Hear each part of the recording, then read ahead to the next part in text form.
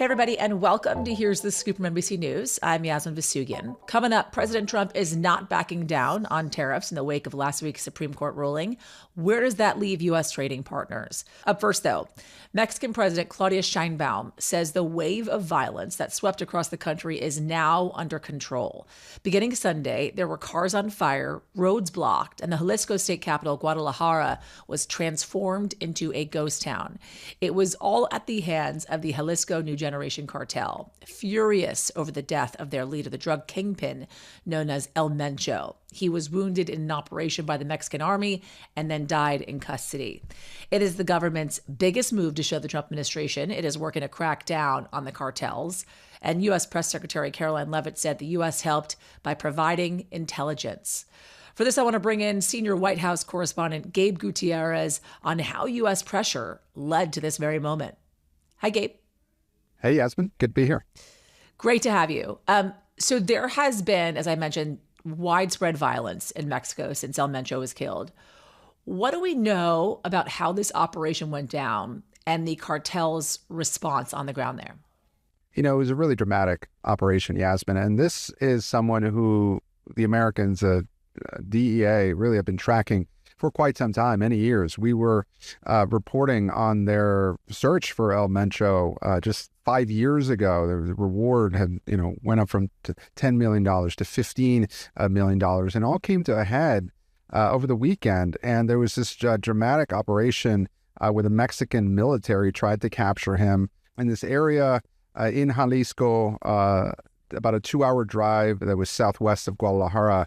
He was shot and wounded during the operation, but he died while he was being flown to Mexico City. Now, today, actually, we just got some new information from Mexico's defense secretary and the Mexican president, and they said that it was actually information that came from tracking one of El Mencho's romantic partners that actually led authorities to locate him at this compound.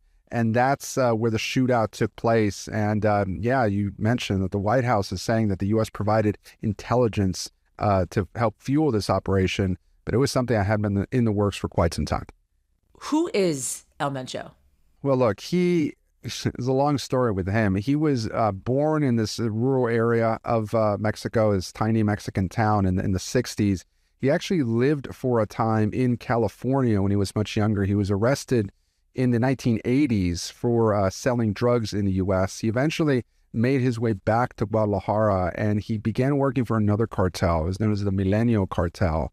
And that was a subsidiary of the Sinaloa cartel, which you may have heard about, a very well-known cartel in Mexico. He rose through the ranks there, and he splintered off into this group, the Cartel Jalisco New Generación, the New Generation Cartel, around 2010. And since then, he was known as being this ruthless killer. And the New Generation Cartel really gained a reputation for, sending brutal messages. They used social media quite extensively. They were compared in some ways to ISIS, and being even more brutal with ISIS and some of the messages they would send on social media, the torture that they would show off, essentially, to try and recruit new members. And then after 2016, when El Chapo was captured, he kind of filled the power vacuum back then, and his cartel gained prominence. And so for the last decade or so, they've been really leading the charge when it came to fentanyl and meth trafficking coming out of Mexico. And the American authorities had been searching for him and could not pin him down for so long. Gabe, we know the president has been hyper-focused on drug trafficking and chipping away at it. And I mentioned Karoline Leavitt, the press secretary, saying that the United States provided intelligence to support the operation. It's not the first time that this has happened as well. Walk us through what we know about the U.S. involvement in this operation. Yasmin, this has been so interesting as we've been asking here at the White House questions about what U.S. involvement to combat drug trafficking will look like in Mexico. You'll remember that over the last several months, there have been those continued boat strikes in the waters off of Venezuela and also in the Eastern Pacific, where the U.S. has designated some cartels foreign terrorist organizations and refers to their members as armed combatants and has been taking out these drug boats in international waters. The president has teased in some ways that he would go and start striking cartels inside other countries, whether it be Colombia, whether it be Mexico. And so there were a lot of questions about how that plays out in reality. Could the U.S. military go to a sovereign country and carry out some operation without that country being involved or knowing about it? In this particular case, however, the U.S. has made it very clear and gone to great pains to say that this was a Mexican military operation. And you're right, the White House, through Karoline Leavitt, has said that the U.S. provided intelligence. No surprise there. The DEA and American authorities have been very involved in fighting Mexican cartels, either through the CIA or the DEA for decades at this point. One question we have, though, is how involved was the U.S. really here? Was there any personnel that was there on the ground? We don't know the answer for sure to that. The Trump administration hasn't commented on those details, only to say that they did provide a human intelligence. But again, it appears, at least in this instance, that the president talking about taking out cartels within Mexico, so far, it appears to have been done with the close cooperation of Mexican authorities. And this all goes back to President Sheinbaum, who has been trying to demonstrate to the White House that she is serious about fighting cartels in Mexico, also partly because of the threat of ongoing tariffs, which the president has not been shy in saying that he will use as a foreign policy tool to get what he wants. And certainly immigration, fighting drug trafficking, that being such a huge part of the president's political identity, this is a huge priority for the administration. And the White House is viewing it as a very massive victory to take out this leader of this notorious drug cartel. I'm glad that you brought up the Mexican president, Claudia Sheinbaum, because she has kind of criticized the Kingpin strategy of taking out cartel leaders, essentially saying that once you take out a cartel leader, it kind of creates a vacuum and another leader rises to the top. How significant is the killing of this Kingpin? And what does this really mean for the broader fight against drug trafficking in Mexico, considering the power of these cartels and that they're not just led by one man? Look, whatever criticism President Sheinbaum had of that strategy also has to be weighed against the spot that she is in right now, trying to negotiate with the Trump administration. Certainly, even if she had concerns with the idea of taking out a drug lord, what's the alternative? Resisting what the Trump administration wants to do, and then perhaps setting up a situation where indeed you have the U.S. military carrying out a strike within your borders without your knowledge and cooperation? Or do you try and work with the Trump administration, stay in the loop, do whatever you can to help facilitate what the president wants, and stay on his good side? Gabe Gutierrez, thank you. You bet. Last week, we reported that the Supreme Court struck down most of the president's sweeping tariffs in a crushing blow to his economic agenda. But just hours after the ruling, the president announced he was using a different law to issue a 10% global tariff. And then over the weekend, he upped the ante, raising that global tariff to 15%. While U.S. trading partners are now reacting. Today, the European Union said it is hitting pause on a trade deal that the U.S. signed last summer. European lawmakers say the American side of the deal is just too uncertain. For more on this, I want to bring in NBC News business and data correspondent, Brian Cheung. Hey, Brian. Hey, Yas. Let's talk about the European Union and what's going on there. So they announced they would be pausing their current trade deal with the United States. The deal has been pretty complicated, to say the least. This isn't even, by the way, the first pause. What was the deal? What is the EU thinking now? And how is the United States responding?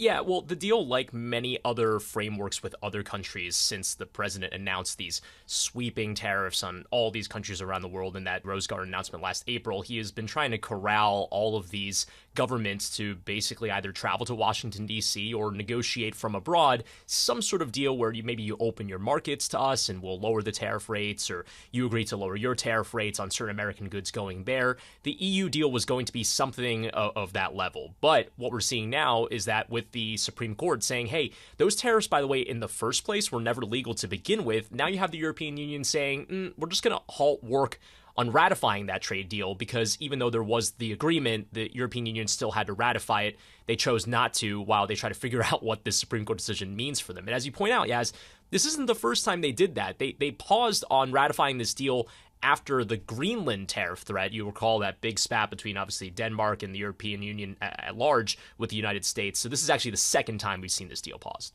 The president doesn't seem to be backing down, as I mentioned. He's saying essentially, from what I understand, listen, if you try and challenge any deals that we have put into place, I'm going to go harder. Yeah, and for the president's sake, what he's been saying over the weekend applies not just to the European Union, but every country at large by basically saying, hey, you know what? No problem if the Supreme Court says that our tariffs under at least that emergency provision weren't valid. We're just going to find other avenues to do it. So they're going down this route called Section 122. And for all of those, non-tariff nerds out there, I couldn't imagine there are too many. Basically, he's just reinstating them under a different law. But there's a big caveat to this. It's a 15% cap on this tariff rate. He actually started off after the Supreme Court decision by saying we're going to do 10%. The day after he said, you know what? Let's just do the maximum allowed under this provision, taking it up to 15%. But it's also important to note that this is going to be a temporary tariff. It only lasts for 150 days, and that's the reason why they didn't use this as kind of the plan A. But now the Supreme Court has struck down his plan A, he's going with plan B, but it is temporary. Temporary 150 days, and then he would subsequently have to go to Congress, and it doesn't seem like he would have Congress in his back pocket to approve these tariffs. Yeah, and we've seen some Republicans in Congress kind of come out and say, hey, we're down to codify something. But again, as we know with Congress, it can take many months, if ever, to get anything done. And so the president is likely going to have to do this patchwork of temporarily slapping it on, and then once it expires, going down another avenue.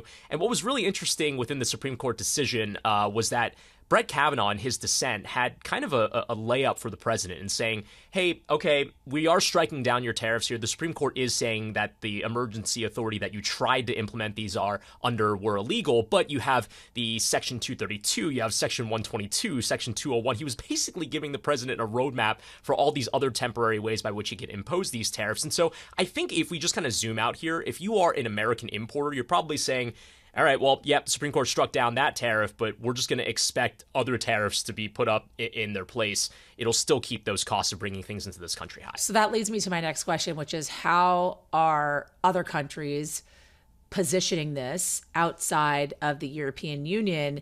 And could we subsequently see ourselves in another trade war because of the uncertainty, really, with the Supreme Court decision?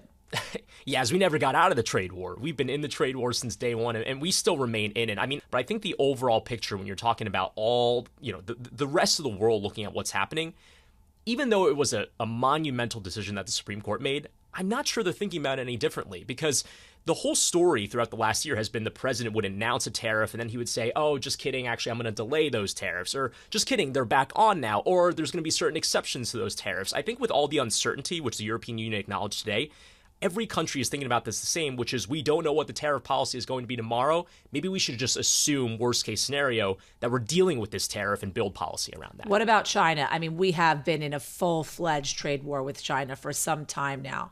Where do they stand on this? Yeah, well, the interesting thing is that the rhetoric around China has been particularly pronounced when you consider that we were talking about 10% tariffs on one country, 20% on another, maybe 50% in the case of Brazil. But China was the shocking one, where you recall last spring there was like 145% kind of looming over the horizon, and it never happened. I think for a few days, technically, it was in effect. But interestingly, with China, the temperature has been dialed down substantially ever since those meetings in Switzerland, I believe it was, in the summer last year, where essentially the trade negotiators between the United States and China said, hey, let's just agree to lower the temperature right now while we continue to have conversations over, what trade should look like between our two countries, what fentanyl policing should look like. And so I would argue that compared to other countries, like we've seen specifically with Canada, the trade negotiations with China have been going a little better than say, with other trading partners. How are companies reacting? How are the markets reacting amidst all of this? How is Wall Street reacting? Wall Street didn't react too negatively to the Supreme Court decision on Friday, as you can understand, because the idea is that if you are a large corporation, the Supreme Court decision is net good for you. And the reason for that is because now that those tariffs are illegal, you in theory should not have to pay as much to import something from the European Union, be it cheese or wine from the European Union, or toys coming in from China, avocados coming in from Mexico. But when you consider that immediately after that, the president said we're going to stand those tariffs up with these other temporary fixes, as a company, you're probably thinking net, this doesn't mean that much. And actually, we got some data from JP Morgan over the weekend, which said that the effective tariff rate with the new tariffs that were announced over the weekend is almost the same as it was prior to the Supreme Court striking down those other emergency tariffs. I think the picture is that if you are an American consumer or you are an American company, we don't know on any given day whether the tariffs are on or off. Companies are having to make assumptions about, I'm just going to assume and plan my business around dealing with these tariffs. Brian Cheung, thank you.